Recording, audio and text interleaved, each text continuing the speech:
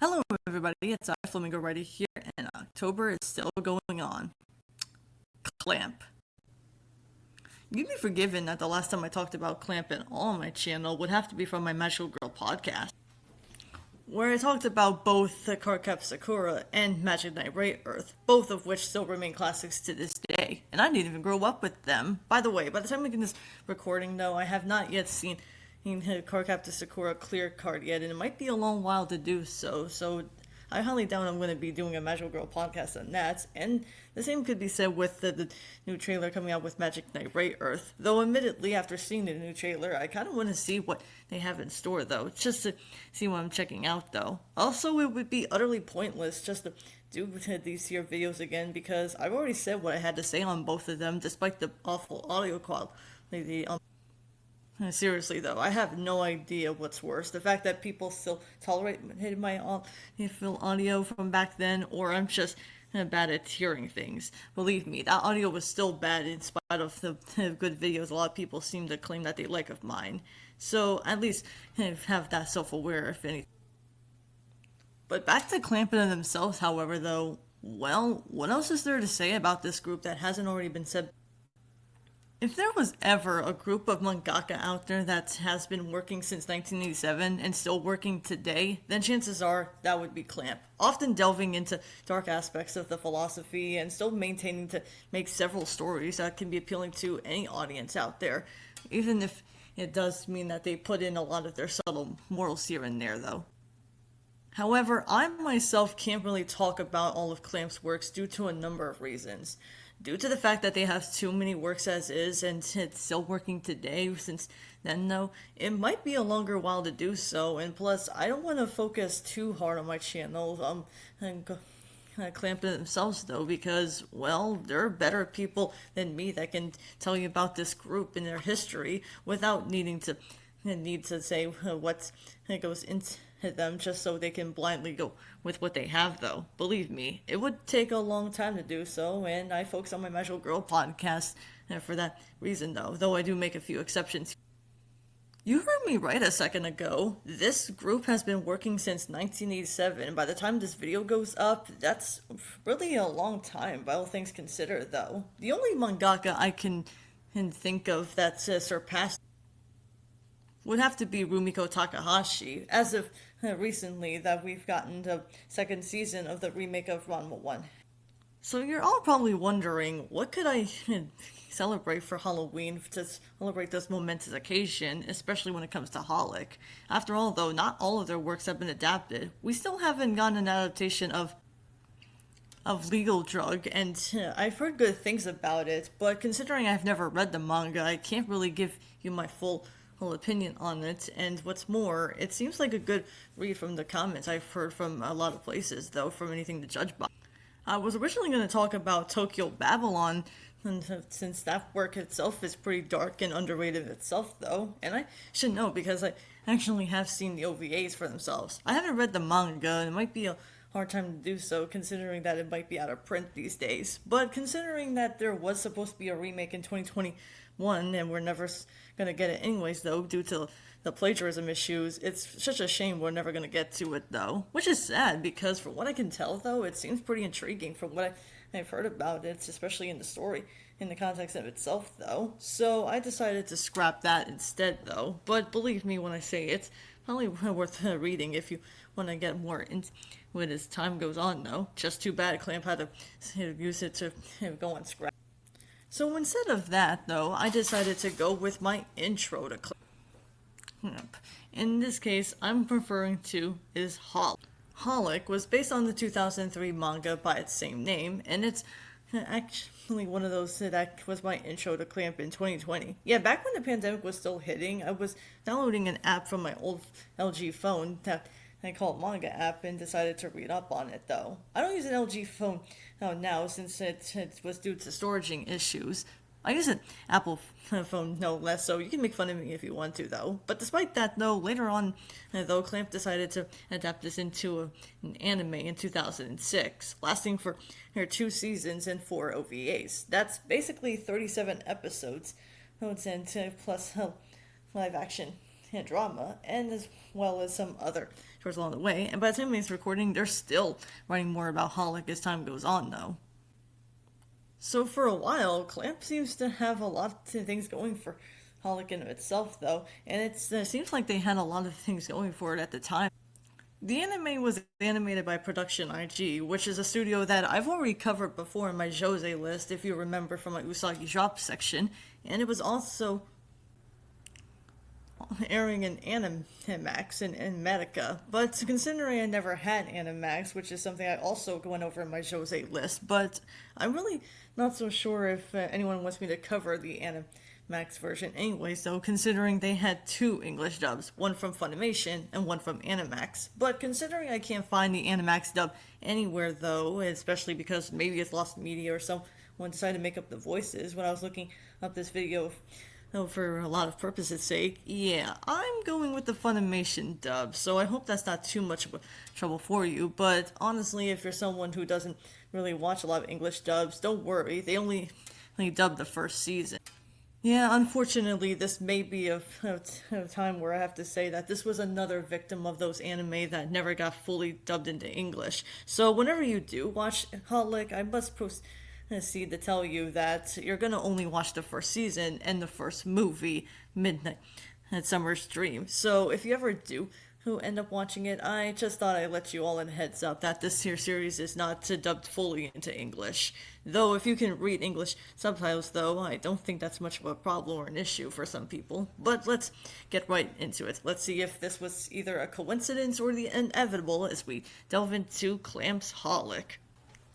The story of Holic begins with our main protagonist Kimihiro Watanuki, a teenage boy who happens to be born with a cursed gift. He can see spirits. Regardless if anything, though, they can see him as well as he could see him because this is hereditary. However, after going home from school, when trying to get away from the said spirits, it's here where we get to see that he sees some sort of strange shop that has some sort of strange barrier to it, though. Along coming outside of the shop, though, comes up with Moro and Maru, who greet him inside, though, to meet up with a charming young lady named Yuuko Ichihara. She's not all of what she appears to be, though, but she certainly turns out to be a witch who can grant wishes, and any kind of wish that pays up the price. However, after Yuuko is really wanting to Watanuki to stay because maybe his gift is more than what it is, though, Watanuki, he is reluctant to work for her, though, and you know what this means when working for her, though. Cleaning up and everything, though, doing the chores, dusting, and cooking, and basically whatever housewife chore you can think of, he probably does it for her, though. Except, right as he was about to leave, though, she realizes that this is not a coincidence, but rather the inevitable, which is a theme throughout most of this here series. And most of the time, though, Yuuko decides to grant these wishes to these here humans to see what kind of cost they're going to have to pay. Nowhere near as yen money, but certainly enough to cost the price of when it comes to every wish that some customer comes to the shop in order to see what consequences serve along the way. Now, despite my description of what I told you about this series, though, it actually does feel like what you're expecting. It's basically, it sounds like a both supernatural series and slice of life series, which I guess you could say that can be a double-edged sword, though. I'm all for having slice of life, but even I'll admit, when it comes right down to it, some people think that slice of life, especially when you mix the genre together, aside from comedy, even though this series is no stranger to comedy, it's well known that you can still make the series work in your own favor if you want to do more than just one genre of itself, though. The horror aspects in this here series, or say the supernatural series, come from Japanese culture, or something along the lines of that, though. I mean, let's be honest, though. If you're someone who's into something like morals or anything, don't worry. These morals aren't the same thing you see in a lot of slice of life shows. Like, say, oh, you need to do your manners, or you need to learn how to say thank you, or say please and welcome, stuff like that. No. I mean, I did think that first, though, but the first time I ever see a more in-depth with this series, even though it's only like say two people I've heard it from would have to be the Hero of Tomorrow, who I previously mentioned that he was the inspiration for what made this channel happen. And I do remember I wanted him to talk about this here series on a Patreon request, but considering I don't really think I'm good with money, yeah, I'm just gonna do it myself considering I have my own channel.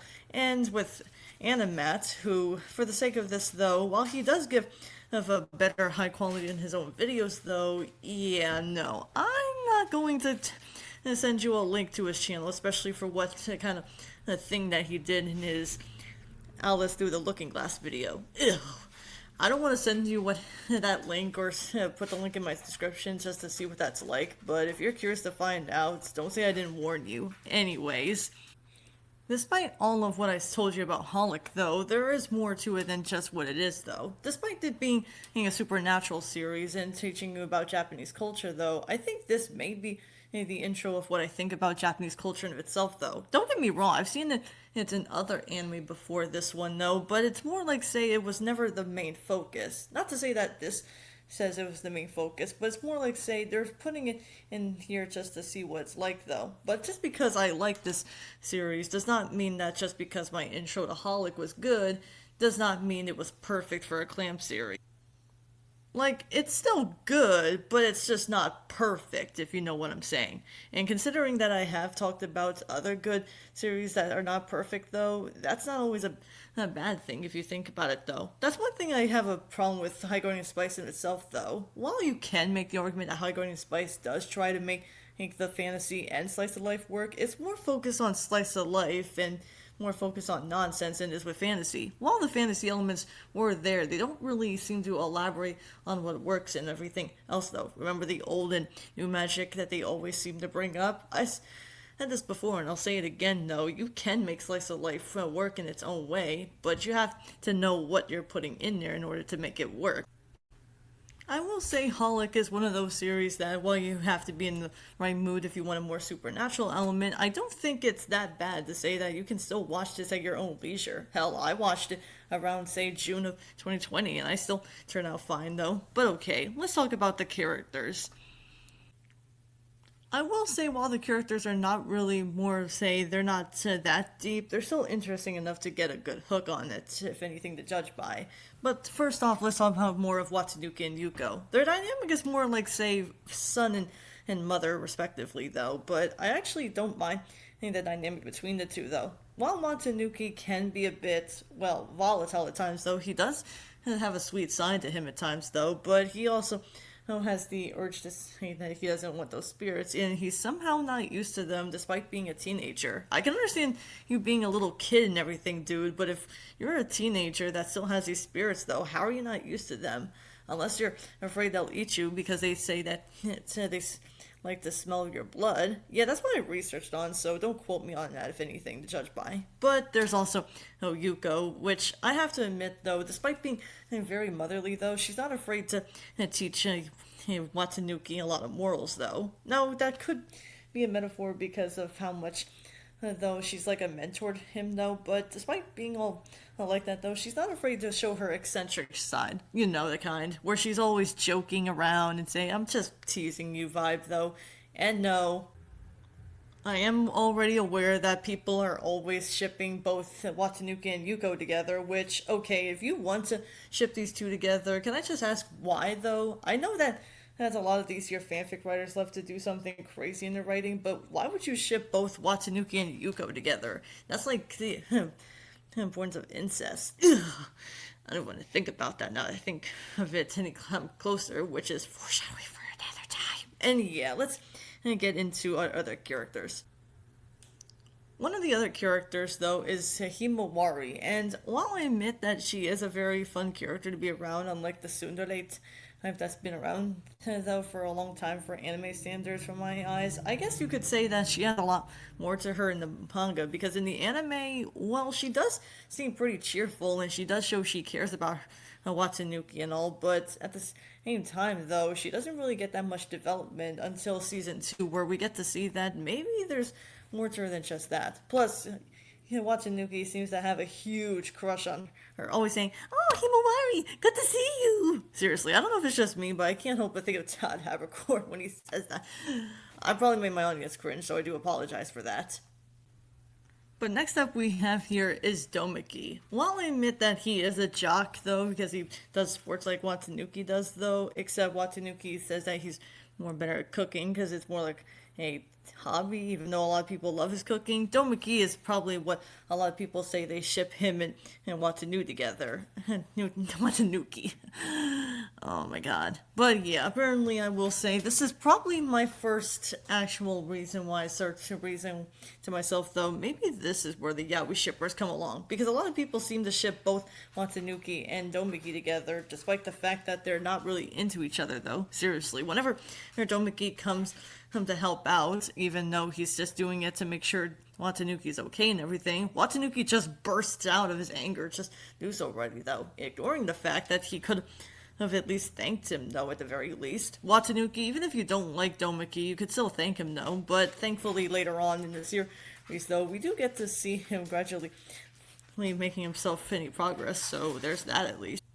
But next up, we have this little creature, named Mokana. Yeah, in the Magic Knight Ray Earth video, I said before, and I'll say it again, I'm not so sure if it's supposed to be pronounced both ways or if it's supposed to be pronounced one way, because English dubs seem to pronounce it different ways. In Magic Knight Ray Earth, they pronounce it Makona, but here they pronounce it Mokana. So maybe it's a Japanese translation issue or something like that. I really wouldn't know. But I will say Mokana is actually so adorable. Seriously, this little furry creature looks so cute that it looks like he belongs in a Magical Girl series, though, but we already have Makona for that, though. But I have to say, though, he or she, yeah, they said she in the sub in the second season, but some sources say that it's a he, so I'm just gonna say they, them for simplicity's sake. Anyways, they seem to be quite cute in a cuddly way, though, but they're also the comic relief of the series. Hey, we have to have this dark tone series, like, hard in some ways, am I right?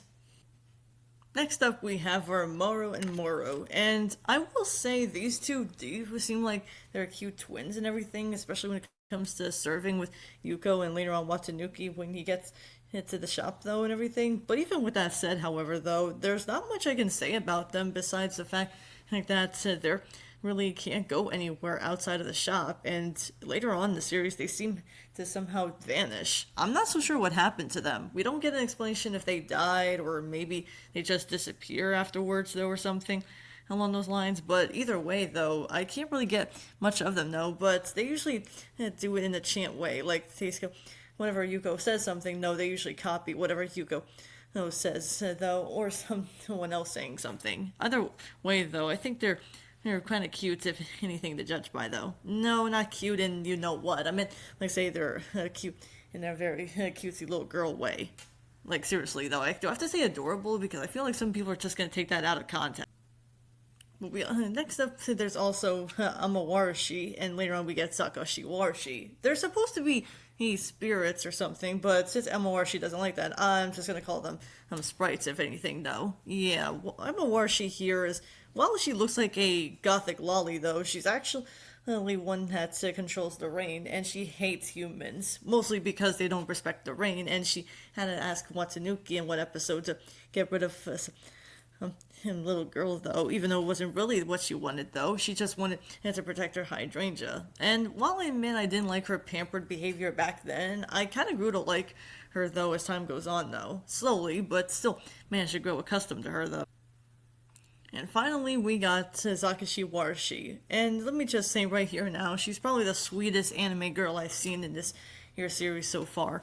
And that's saying a lot, considering that she does care for Watanuki, even though while she has a crush on him, no, she starts to cry a lot of times, though. No, seriously, she tends to cry a lot in the series, though, even in her first debut in anime. But even with that said, however, though, these little guys seem to love to torture Watanuki just because she cries, though. I guess Daddy's little girl is something, though, but, well, there are other characters, but I'll get to them in a bit. But what it comes right down to is Akashiwashi is a water sprite, and I'm not so sure that means she can control the water or anything, because we don't really see her doing that much to control the water. We just see her very soft-spoken, kind of like Fluttershy. I wouldn't say that the series has a big, massive cast or anything, but it's a decent size enough to grow accustomed to anyways, when you look at it. But when it comes right down to the characters, though, I will say, let's talk about one thing you're going to notice in this year's series. how this series feels like it's somewhat episodic. I say somewhat episodic because it does have the tendency to go into characters just seeing what kind of wish they want though. And when it comes right down to it, their wish varies though. Sometimes it really depends on what they're going for. Like say in the one episode where Watanuki he tries to save a girl from getting run over though, it turns out that she has this pinky that has black smoke coming out of it though. But afterwards though, we start realizing that this is all a lie when she realizes that she's only coming off just to make fibs every now and then. The same could be said with later on though, when there's the one woman who seems to say that she's going to her classes and she wants to go on a date though, but she goes ahead and cheats on another one, and her pinky does the same thing. So I'm guessing, and I'm not so sure how Japanese culture works, I'm guessing that the pinky gets black smoke whenever someone lies. Well, that's really dark.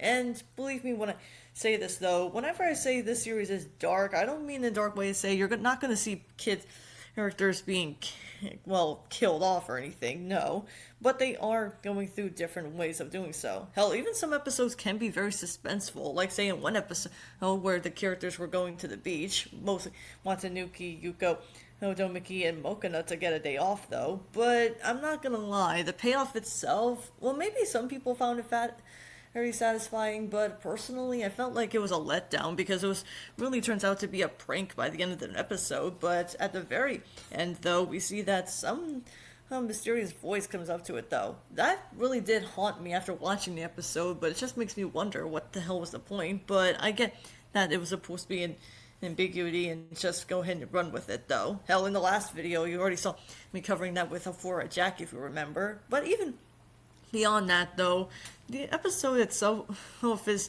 not too bad. It's just really more of a letdown for me personally. I can't speak for everybody, so there's that though. But later on in this series though, there are times where the series can be two-parters. Or in this case, multi-parters, considering that in the second season we get 1-3 multi-parter. I don't know if it's just me, but I'm a sucker for multi-parters.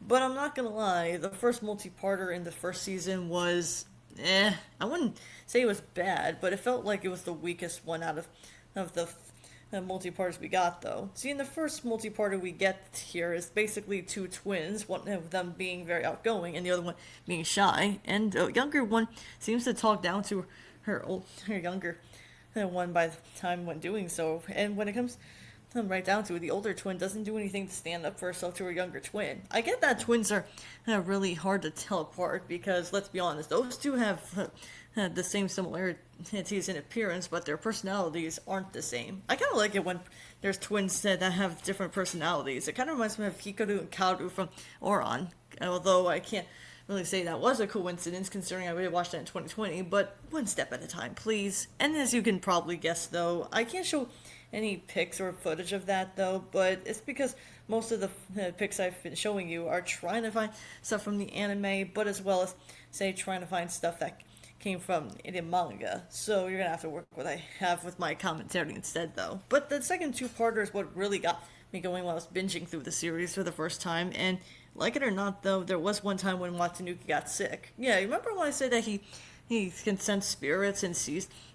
No, well, he actually can sense different ways of how he sees spirits. See, when he senses bad spirits, he gets all dizzy, but when he gets all dizzy for he gets really not feeling so well though. But when it comes to good spirits, somehow he starts getting all happy and all that stuff, but it also turns out he gets sick as well though. Hell, at one point we thought he was gonna die though. Now I know that he can't really die because he's the main character and everything, but even so, it does give you a lot of suspense to work with though. But okay, let's talk about the second season.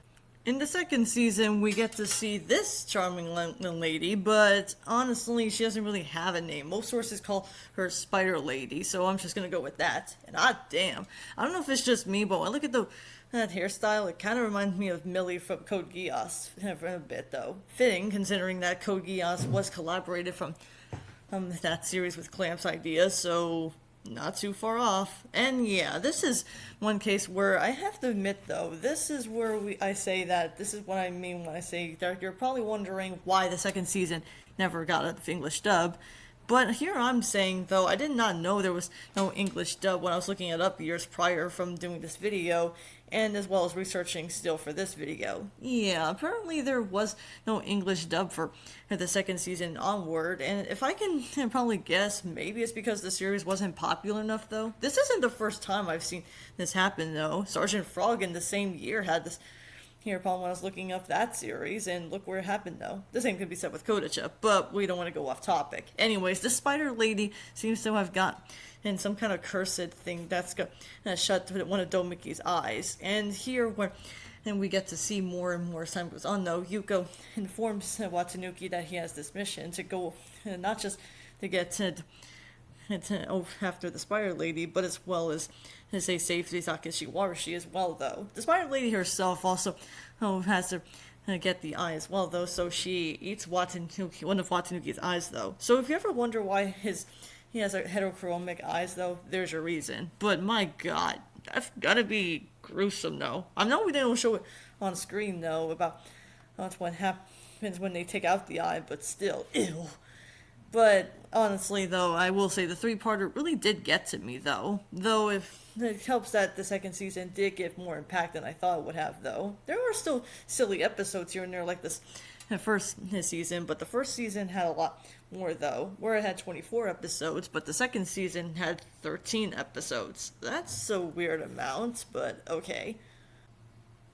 But we also get to meet with this little girl, Kohani. Kohani is basically like Watanuki, except way different than that. Here's what I mean. She can see spirits too, but unlike Watanuki, who freaks out a lot of the time, though, she's a lot more used to it, though, considering that there must be some kind of ghosts or spirits living inside her house, and her mother does everything she can in order to get the fame and fortune so she can spread it all over on television. I'm not so sure what I find worse, the fact that her mother is that addicted for fame and stuff like that, or the fact that Honey is a lot calmer than she normally is, though. But I don't want to think too much on that, though, because we have enough to go through as is, though. But thankfully, she doesn't appear in just one episode. She appears in a few episodes, and she does seem like quite the young lady, though, when you think about it, though. You would think that despite being a little girl, though, she would at least be scared of these here spirits, but no, she actually does seem like she can talk to them, and she can see them like Watanuki does, just in a different way. And while they don't really chase after her, though, I'm guessing the only reason why she's used to them is because they're a different kind of spirits, kind of like an exorcism in some cases. But as for her mother, though, I'm not so sure what to say about her. I mean, granted, I get what she's trying to do, though. She's trying to make sure that Kohani does it for the money and fortune, no. But I must ask, why do you have to do this to pressure a kid? How old is Kohani supposed to be? 8 or 9 at the very least?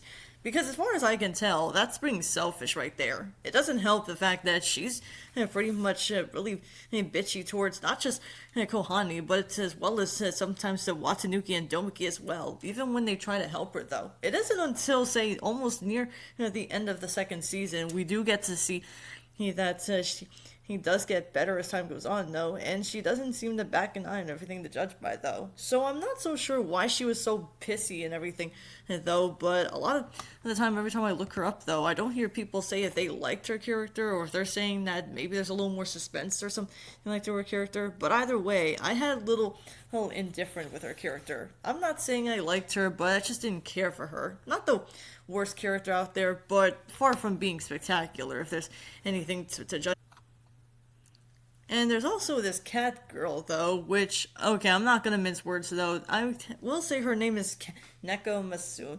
I think that's how you pronounce it. Go back to what I said a few 100,000 times already again. And yeah, she's okay as a character, but there's not much I can say about her beyond she does appear and say this first or second part of the second season, but after that, however, though, she does get her own episode, which I am grateful for, but there's not much I can say about her beyond she acts like a cat, and that's all else to it, though. Doesn't help that's honestly, though, the only thing I can get a read on her is that she was trying to ask Watanuki and Dombiki to fetch her some water, though. What is this, Jack and Jill? Not the movie, I meant, you know what I mean. But as you can probably guess, though, I don't find her bad necessarily, though. There's just not much I can read on to her besides that. Though, thankfully, we do get a reunion of her and a lot of the other characters from both the first and second season, though. So she does appear in that, and a lot of cats are clinging on to her, though. I wonder why she's a cat girl. Actually, come to think of it, what is it with cat girls? I've seen a lot of anime these days. I guess the cats are trying to speak to me. Oh, I'm terrible. Anyways, let's move on.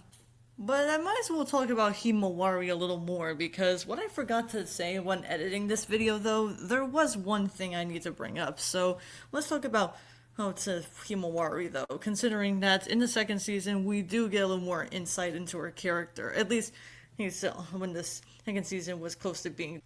Without giving too much away, though, it's implied that Himawari seems to have some kind of bad luck towards her, though, which, for the record, I think this may be the most subtle foreshadowing I've seen in not just a Clamp series, but in anything either, though. Because, in case you guys don't know, though, I can't believe I'm saying this again, but yeah, she is one of those characters who's oblivious to, yet again, another character's crush.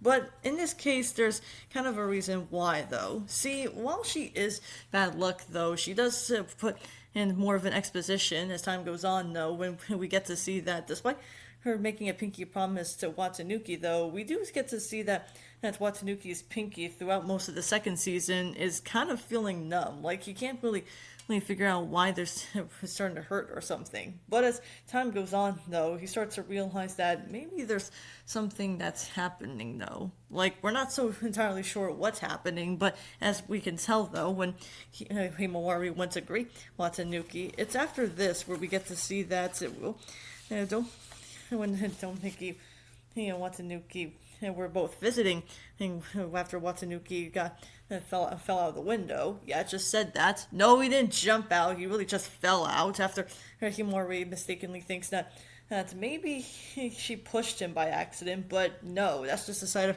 her bad luck, though. And they do what they can in order to help Watanuki survive, considering the only way they did that is by giving away some of her scars and with Tomiki giving away a lot of his blood. I'm not going to show you for obvious reasons, but let me tell you, it is pretty gruesome just to see how much blood Watanuki he lost throughout most of that, though. And considering that we get to see that when Yuuko did say in the first season they're probably not going to get together, I thought at first it was going to be a joke, but no, they really don't get together, though. I said this before in the video for Magic Knight Ray Earth again, so let me say, I kind of like it when they go to the unpredictable route when it comes to characters.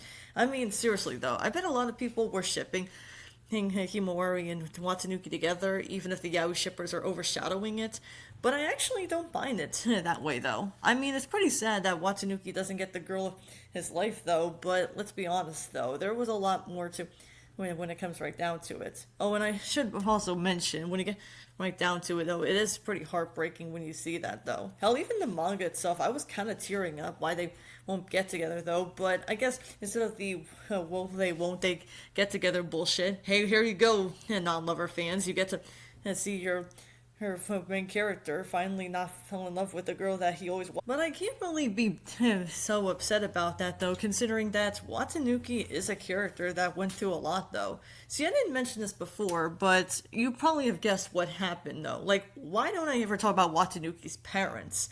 Well, there's a reason for that. They died when he was very young. Yeah, unfortunately, this is another one of those cliches you see in a lot of TV shows and movies. The main character's parents died when the character was just too young to understand, though. And while I admit this is pretty tear-jerking, make no mistake, I was crying when I first saw this happen when he fell out the window and everything, taking a flashback of what happened to his parents. But even beyond that, though, I'm not so sure if I want to say it or not, but let me put it to you this way. I'm not a huge Clamp fan, so you can correct me if I'm wrong in the comments, please do, because I hear a lot of people say that both the Sharon and Sakura, yes, as in the ones from Cardcaptor Sakura, are both Watanuki's parents, but in another dimension. I know that Yuuko met Chloe Reed in a different dimension even before the series started, but still, though. By the way, speaking of Yuuko, though, I don't think I want to spoil too much about what happens to her character later on, but let me just say, when I started watching the OVAs, most specifically all of them, though, I have to fully admit, they did really choke me up inside. Not just that, though, but it's also pretty clear that Yuuko may be more of a mother character than we may realize. I mean, think about it, she does act motherly towards Watanuki, and as well as some of the other characters, as well as Watanuki's friends Domiki and in Himawari. But even with that said, however, I kind of feel sorry for that.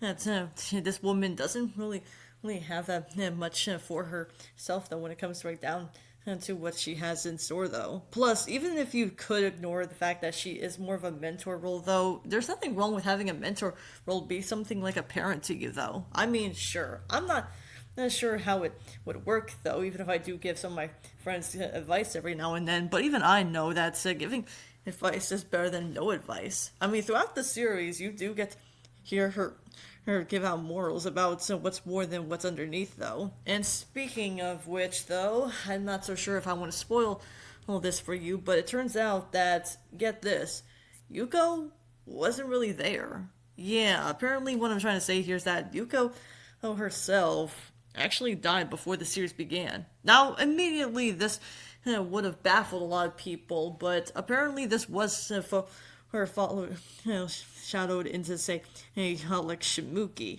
and where she says it's not really anything real, it's just a dream. But even in the finals OVA xxHOLiC Ru, we get to see that after that, however, she just disappears right in front of Watanuki's eyes. Whether it's a dream or not, though, that's still pretty sad, all things considered. Speaking of dreams, though, I could go over the fact that Domiki's grandfather, who looks entirely like him, just a lot more cheerful, though, that's really what I have to say in its own favor, though. And of course, I can't go without mentioning that after Yuuko disappears, I did tear up more than I could have, though. It really does really paint a picture of what happens, though, but that's what happens when you watch something that does get to you, though. You never know what happens later on. But if I talked about everything about xxHOLiC, though, we'd be here more than just a weekend.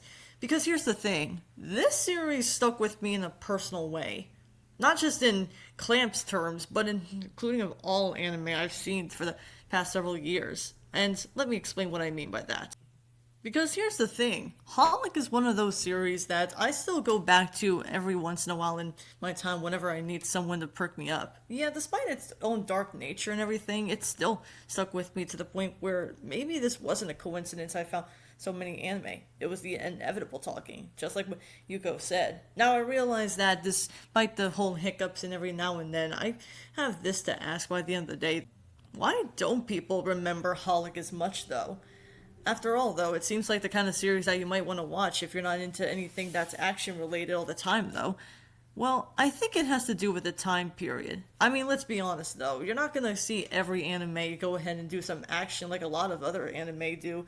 But I'm not going to say that this series isn't worth watching. If you want to watch a supernatural series like xxHOLiC, I recommend it, though. Just so you know that it's a more of a seinen series, and if you aren't into supernatural stuff, then you can't really say anything much with that, though, I guess. But I guess what I'm trying to say is that despite those hiccups every now and then, though, xxHOLiC is still a pretty enjoyable series. I wouldn't call it the best series of anime history, but it's one that a lot of people seem to overslept.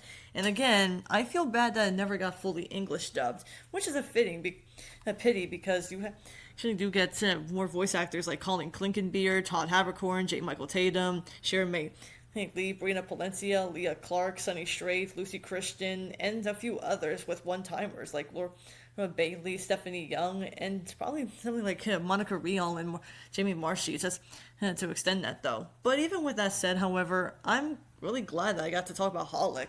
Keep in mind, I didn't expect myself to do a channel to talk about this year's series before then, but I've always wanted to talk about it whenever I did create a channel. I say that a lot during this time period, don't I? But I get that I'm not the most qualified when it comes to xxHOLiC in itself, and as well as any other series comes to that. I'm sure that there are plenty of people you can find that can talk about the manga in itself, though, but the question is, do you want to see xxHOLiC for yourself? I'd say give it a watch. I wouldn't call it that's anything to say the first anime out there, but if you're into something that does get you in the supernatural vibe, you really can't go wrong with xxHOLiC in itself, though. If you want to watch the series for yourself, you're probably going to have to go through Crunchyroll. Yeah, it was on Netflix and Hulu for a brief time, though, even if I didn't have those at the time period.